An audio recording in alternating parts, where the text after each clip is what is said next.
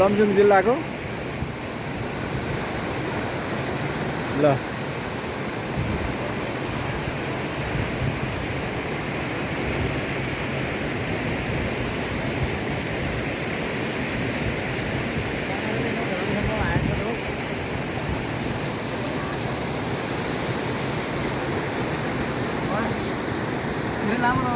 मेरो काम गर्ने सबै दाइ हुनुहुन्छ, अरू स्टाफहरू आउनु भएको छ। उहाँहरू यो झर्ना आइपुगेपछि धेरै खुसी हुनुभएको छ।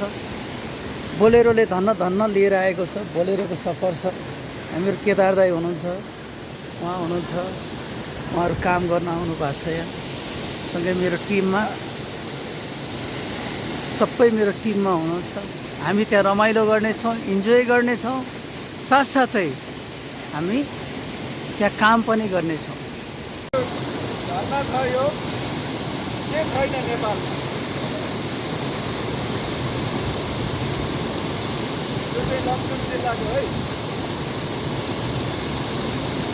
म्यादी हिमालको छेउमा।